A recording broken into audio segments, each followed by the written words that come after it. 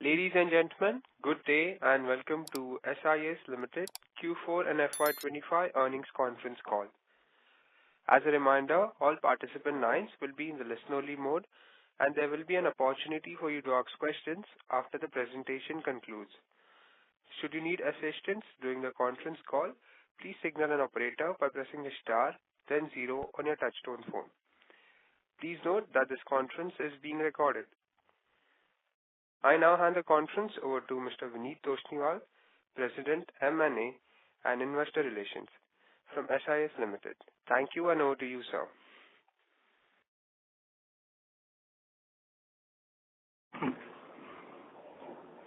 Hello everyone.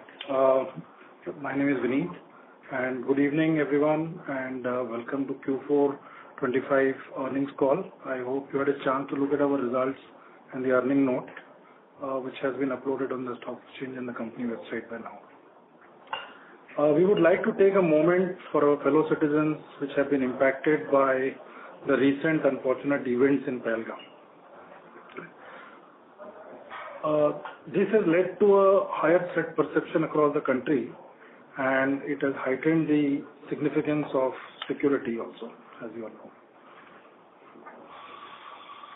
Now, talking about our Q4 and FY25 results, we are very happy to report that we have witnessed growth across all three segments. On a consolidated basis, SIS Group reported its highest ever revenue of 3,428 crores, which is an increase of 9.3% on a year-on-year basis. India Security has reported its highest ever revenue of 1,435 crores in this quarter, which is a 9.6% growth on a year-on-year basis. FM also reported its highest ever quarterly revenue of 587 crores, which is 12.9% growth on a year-on-year basis. And International Security reported its highest ever quarterly revenue at 1,424 crores for Q4 25, which is a growth of 7.7% year-on-year. Now, talking about our earnings, it's been a constant endeavor to improve the margin profile across all segments.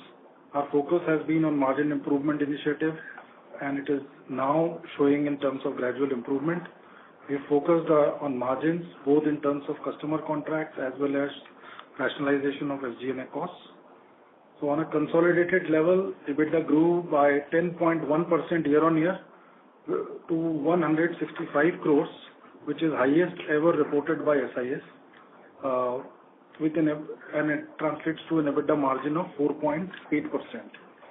India Security reported an EBITDA margin of 5.6%, up from 5.5% in Q4 FY24.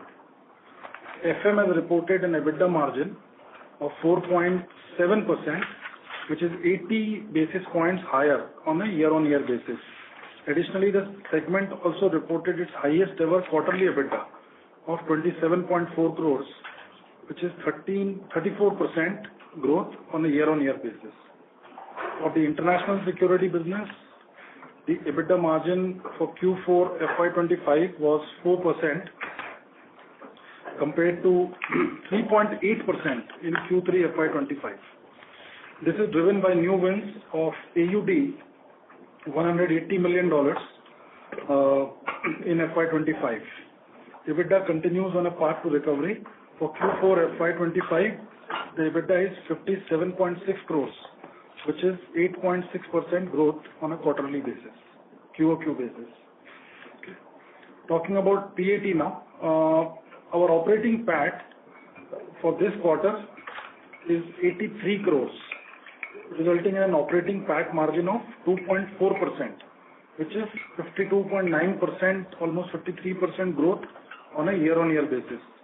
However, as you have all seen, our reported PAT is minus 223 crores.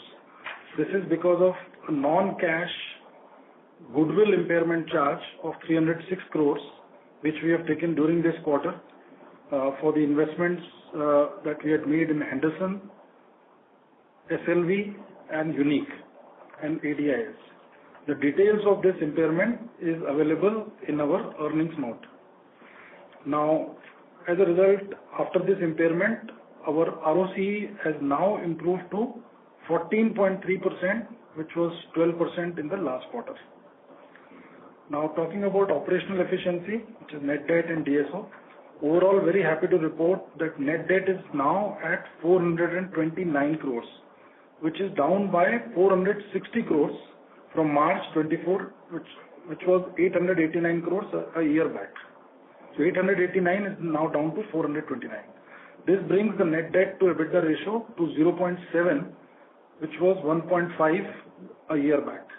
This is the lowest level seen since June 21. Now OCF to EBITDA is also now at 175%. DSOs have improved by 5 days to 65 days from March 24, driven by an improvement in collections. Update on cash JV. As you are all aware, we have filed a DRHP with SEBI in Q4 25. Now today on the call, I have Rituraj Sinha, Group Managing Director, Mr. Brajesh Kumar, Chief Financial Officer of SIS India, and Mr. R.S. Murali Krishna, President SIS International. We will now turn over for Q&A. Thank you very much. Thank you. We will now begin the question and answer session. Anyone who wishes to ask a question may press star and 1 on their touchtone telephone. If you wish to withdraw yourself from the question queue, you may press star and 2. Participants are requested to use handset while asking a question.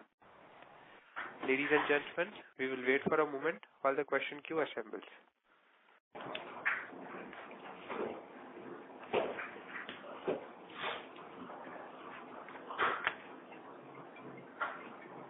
Participants who wish to ask a question to the management may press star and 1.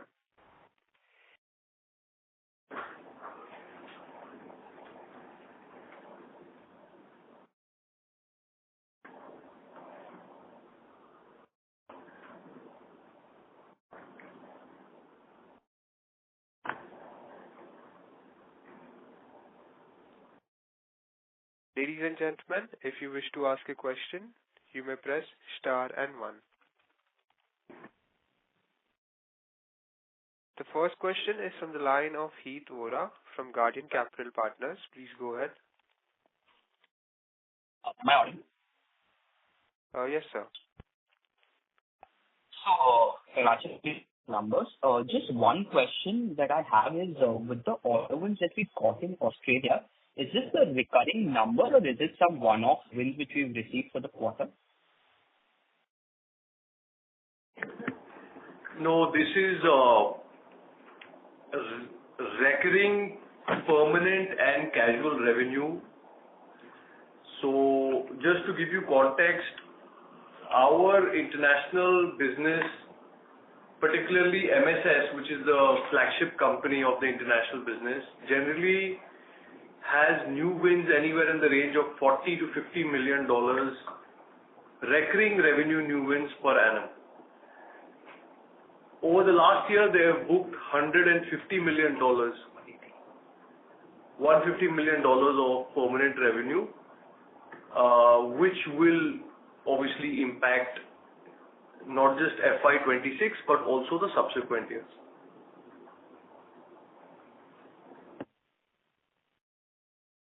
Just one more on the low margin contract which we've been shedding. So we are seeing the margin improvement.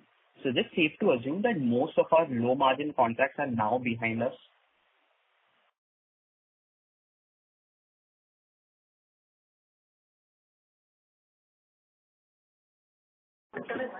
I think, let me take it part by part. I think in security business in India, I think the contract churning exercise is pretty much done. Therefore, we are reporting 5.5%, 5.6%. And I think gradually as we gain more operating leverage, that will go back to 6% levels, which is the pre-COVID normal level. In FM, it has taken more time than before, but even FM now is inching towards 5% EBITDA margin. And I think hopefully in the coming first quarter, you will see that even the FM business is out of the woods as far as the margins is concerned. As far as international is concerned, on the international side, the pre-COVID EBITDA margin level was roughly 4.5. International is back at close to 4% already, and you can expect it to operate at that 4.5% band, going forward as well. So I hope that explains. Got it. And just one last question was with regards to these the labor laws. Are we hearing anything new on the labor laws or any wage hike? Well, India enacted its 4 labor codes in 2020, 2021 and 2022. The model rules, because this labor is a subject under the concurrent list of the Constitution. So the federal government, central government can pass an act, but it has to be adopted by all the states, which then took the last 2-3 years. We were informally advised by the department functionaries on a casual chat basis that one can expect that this will be implemented, somewhere around this month or two, here and there. But I think the whole country's focus now is on different and more pressing national security matters. So it's very hard to say when the labor laws will get implemented, and the labor laws effectively are the trigger for minimum wage reset for security workers. So as much as we would like this to happen as soon as possible, I believe that the timing is not within our control. But having said that, as and when labor laws get impacted, security or businesses like us might be the few that stand to directly gain as a result of higher wages.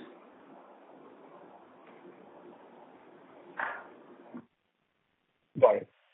And just the last question is, would you like to give any guidance for the upcoming year? How do you expect the growth? I don't think we give any guidance, but your last 7 years of listed performance will tell you that our quarterly CAGR for revenue is close to 15%, and our quarterly CAGR for EBITDA also is close to 15-16%. So I think you will have to take reliance on that. No, that's it from my side. Thank you. Thank you. Before we take the next question, we would like to remind participants that you may press star and 1 to ask a question. The next question is from the line of Gopinatha from PNR Investments. Please go ahead. Hello, sir. Congratulations on a good set of results this time and good order from Australia. My only question is why this that we have taken goodwill write-off this particular quarter. Any specific reason, or is just normal procedure? I don't understand why it has been taken now itself. Well, our auditors, as per the mandate, as per the regulation, as well as good practice, our auditors do an impairment testing of the goodwill annually with the final results. It's also done every quarter, but I think this time we had a consensus on the matter that transactions that were acquired just the year before COVID, 2019, and their actual business performance has not been in sync with what was initially projected at the time of acquisition. As a result of which, against a higher goodwill taken in 2019, we ended up paying lesser for the acquisition because the businesses didn't perform in sync with their plans due to COVID. it eventually resulted in a mismatch. And if you remember, last year also we had taken a provision, a part impairment for Henderson. And now what we've decided is that we have taken the pending impairment requirements with regards to Henderson and also the two other major acquisitions that happened in 2019, which are SLV and Unique. So we have taken all those impairments, and that's the reason why you see this 306 crore impairment entry. But I would like to underline everybody would be appreciating that. I just wanted to underline 2-3 important aspects. Number one, please note that we have not paid extra for these businesses, as these were staggered acquisitions and poor performance meant that we've actually paid lesser than initially envisaged for these transactions. Number two, as far as accounting is concerned, this is a non-cash entry. So operating profit after tax remains at 318 crores, 318 for the year, and free cash for the year stands at 602 crores. A detailed note on this particular aspect is on page 4 of the earnings note. You might like to run through it for greater clarity. Yes, sir. Yes, sir. Sir, I understood it, sir. My doubt was like last year we have taken the goodwill write-off, so I thought that was it, and again it came. So I wanted to know why particularly this quarter, is there any slowdown in those businesses which we have taken in this particular year again? That kind of a doubt it is.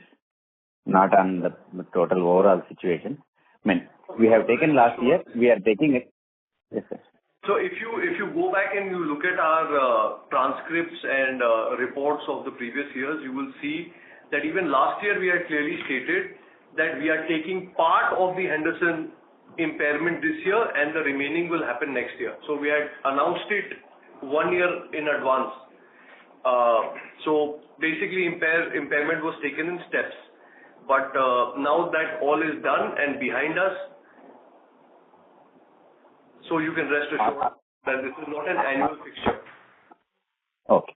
Are there any other businesses or acquisitions where we need to take further, or everything is done, sir? Is it a clean slate now?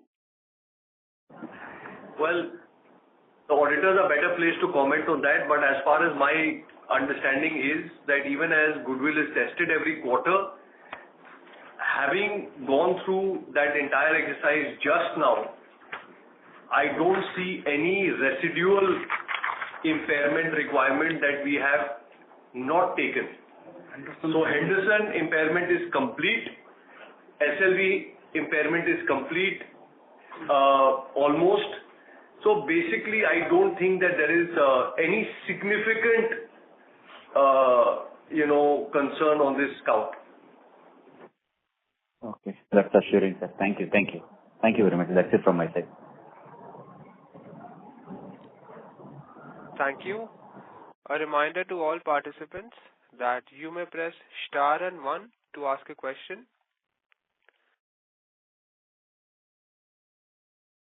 The next question is from the line of Chirag from Keynote Capitals. Please go ahead. Yes, thank you for the opportunity. I just have a follow-up question on the earlier participant. As you said that majority of impairment as per you has been done for now and for foreseeable time you are not seeing. I'm able to see that there is 700 crores worth goodwill still on books. Could you just elaborate this goodwill is for which particular entity, and is there a possibility for an impairment for any other entity to come into picture in future? Okay, this is Brajesh this side. The remaining 700 goodwill which is appearing in the books is mainly related to the past acquisition like MSS, DTHS, RHPL. And during the process of accounts formation, the auditor has done the impairment testing of all the entity. And in other than these 3 entities for which we have taken the impairment, there is no indication there is enough headroom available as per the impairment order. So Quarter has a confidence that we don't need to take any further impairment on account of any of these entities going forward. As of now, as per the result till now. Thank you. That is it from my side. The next question is from the line of Subir Sen from Aditya Birla Sun Life. Please go ahead. Thank you for the opportunity. Just 2 points I have. What would be the management priorities in this financial year? And any comments on ATJJ, whether that will continue or any views on that? For now, I don't see any change in the budget announcements as well with regard to ATJJ. So I think the ATJJ provision continues as is with no change. As regards to the management priorities, I think management priorities always are on 4 metrics for us, like any other business: revenue growth, margin improvement, better free cash generation, which is OCF to EBITDA, and higher return ratios. So we continue to work on all 4 metrics. We are growing at roughly 8-10%. We want to grow faster. Our EBITDA margin has improved, but we are keen that it should improve further in the coming year. Our DSOs are fixed in the security business, but I think there is headroom for improvement in the international side and the FM side. And as far as return ratios is concerned, Vineet already explained that our return ratios are back to 15%. And I think with a little bit faster growth and margin improvement, we'd like to see this moving upwards from 15. So I think that's the key 4 metrics that we track our business on and also set KPIs basis. Would there be any equity dilution in the company? We don't need equity dilution at this point in time. To the best of my understanding, we are operating at 0.7 times net debt to EBITDA. There is enough headroom for debt, and there is no pressure on us. In fact, even the debt that we have, the gross debt that we have, the average cost of that debt is barely 7.5%, and we are negotiating our interest rates down with banks already. So I don't think that at this point in time, equity fundraising is a priority per se. And would you be also looking at any new or a adjacent line of business in this financial year? We are a security, cash logistics and facility management company. That's how we define ourselves. And that's the niche in which we intend to operate and strengthen our market share and service content. Just one point of repetition. I think that goodwill of 700, you mentioned that mostly the impairment testing has been done and there would not be any further requirement of any impairment now.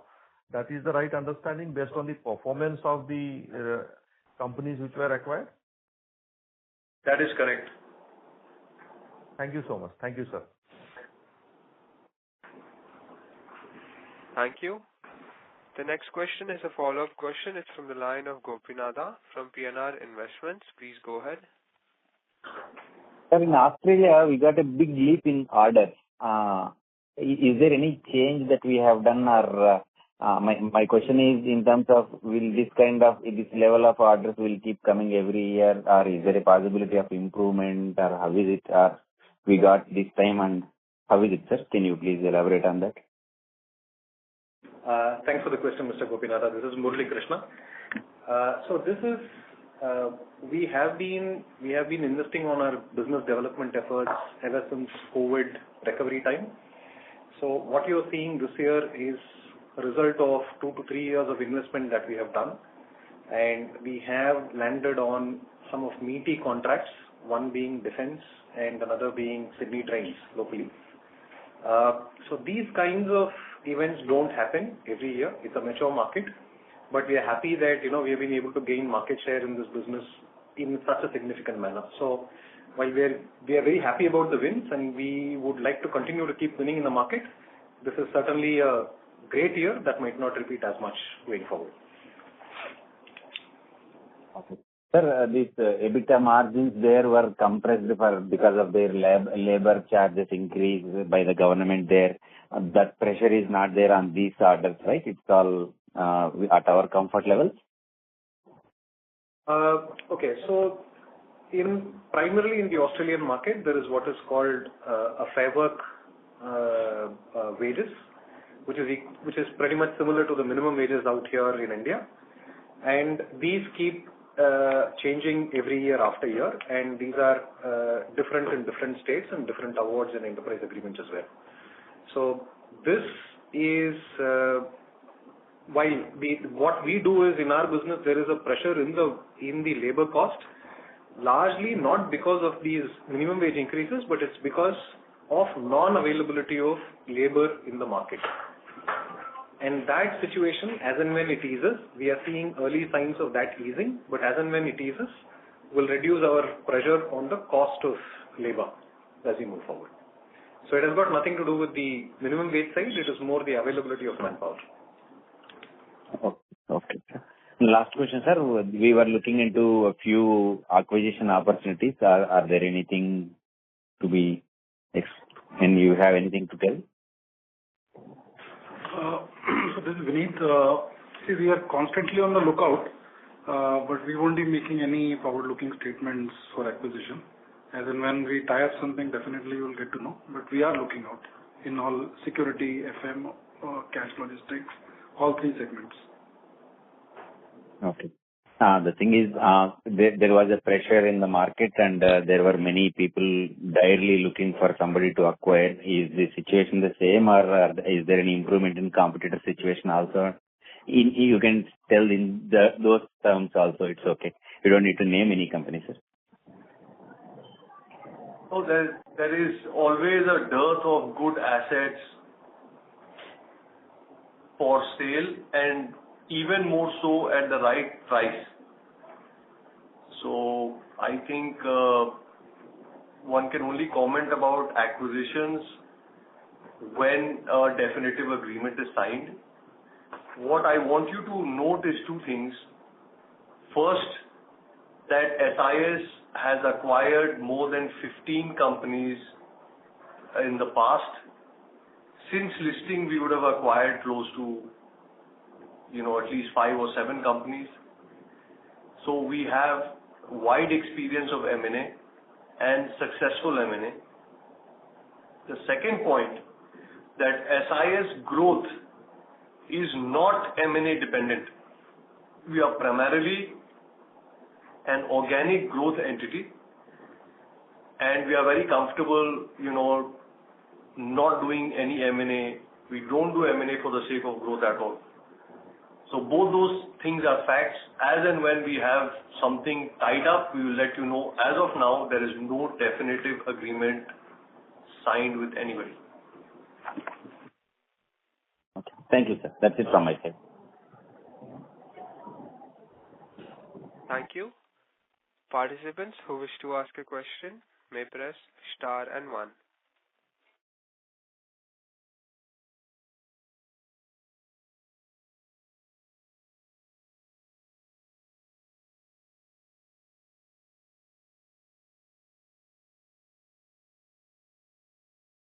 Ladies and gentlemen, if you wish to ask a question, you may press star and 1. As there are no further questions, I would now like to hand the conference over to Mr. Rituraj Sinha for closing comments.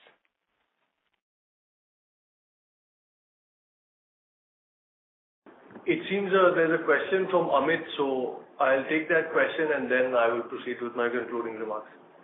Yes, sir. The next question is from the line of Amit Kumar from Retirement Investments. Please go ahead. Yeah, thank you so much for the opportunity, sir. Just a bookkeeping question, really. Could you just talk about, during FY25, the progress that you have made in terms of the solutions business with respect to India Security and FMS? What is the share of, solutions presently versus, last year? Well, the improvement is not as much as we would like. In security business, it is still sub 10%, and in FM business, it is closer to 30%. When I say solution, you must understand there is man and machine.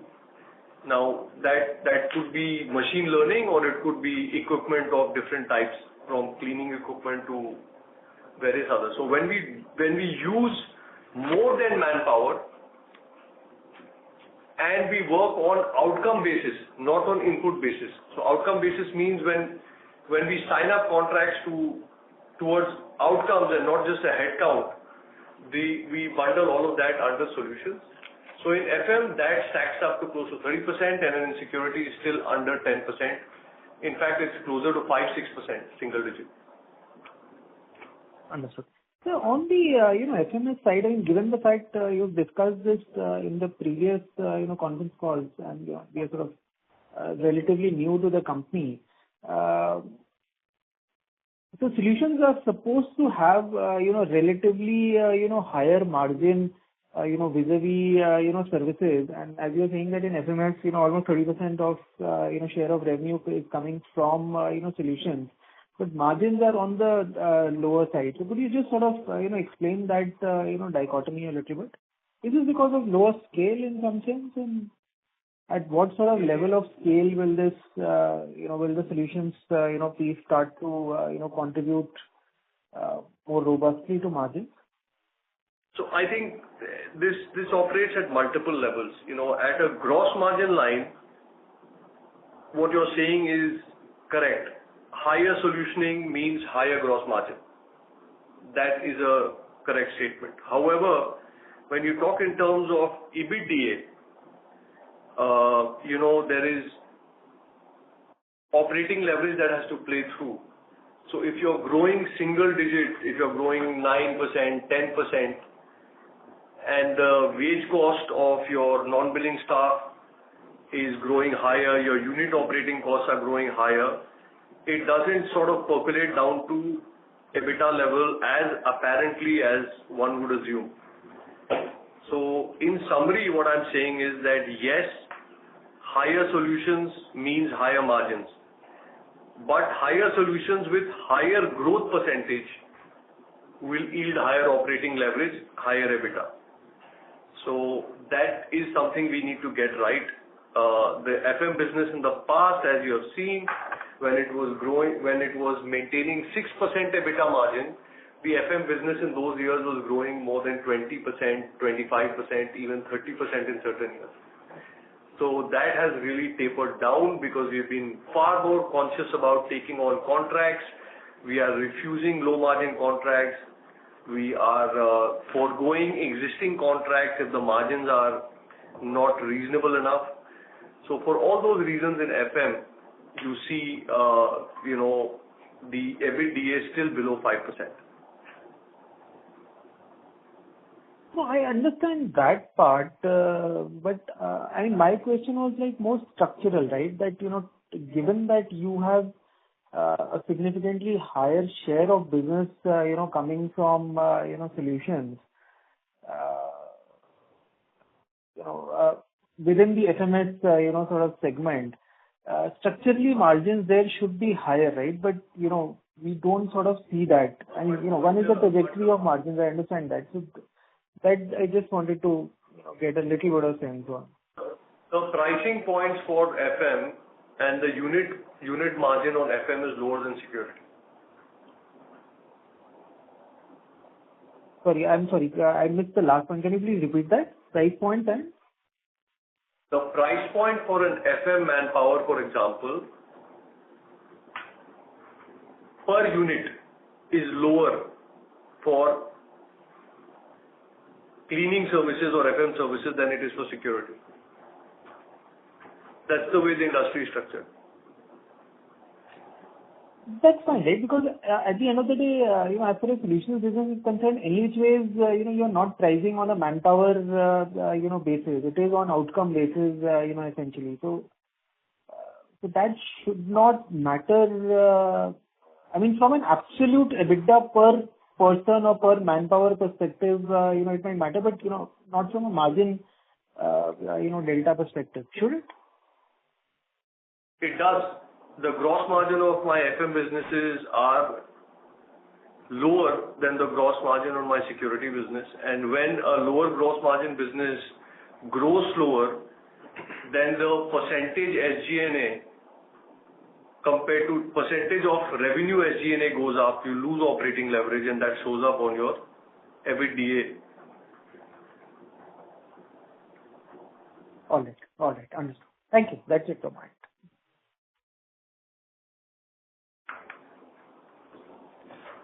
Thank you. Okay, gentlemen, thank you so much. I know it's a holiday today, but for all of you who have been kind enough to take time to join this call, I am very grateful. Q4 FY25 is a good quarter for SIS. I think for the last 2 quarters, our numbers are more in line.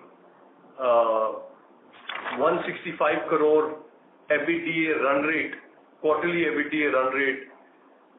This is the first time we have gotten to that level. We are bullish about the growth prospects in the first quarter organically, and with our return ratios improving as a result of recent actions, I think the business is in better shape. With our DSOs reducing and our net debt being the best it has been in the last 5 years, I think we are in better shape to support that growth. I think what also is very interesting is that the international business is sitting on a large bag of contracts to execute, which should give them good tailwinds. The cash business, DRHP, we received first comments or first feedback from SEBI just yesterday. So I think that project is coming along well. That listing exercise also aims to bring back capital into SIS to further reduce our net debt situation. So overall, I think the company is poised for strong numbers, and we hope that we will continue to execute and try our best to meet your expectations. Thank you very much once again. I wish you all the best, and I would once again request everybody to kindly look at the earnings note. Take note of page number 4 for the goodwill impairment aspect, which is the big development this quarter, just to have clarity as to what is happening. Thank you very much.